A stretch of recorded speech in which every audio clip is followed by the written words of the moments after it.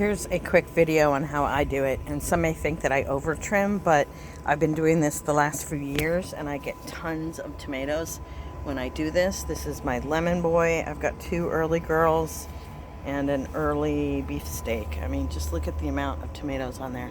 So what I do is I leave some of the vegetation that doesn't have sprouts on it, but I get rid of most of the ones that don't. So all these ones right here that don't have anything growing like that, I just snip them off. You can even just do these with your hands. It's easy enough.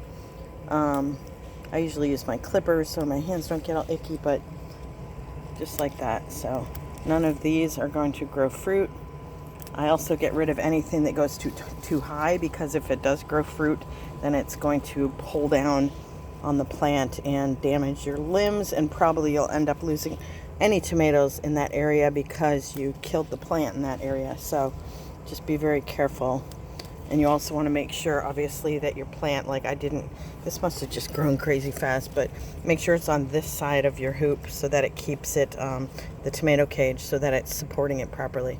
But see how this one here, nothing growing there.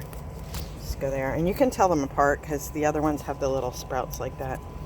So leave the sprouty ones, get rid of the ones that don't have, it's just excess vegetation. You want some vegetation, but you don't need all that excess.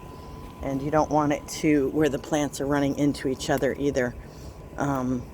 So just keep that space. You want the airflow in there, and then you want to get rid of anything down low too.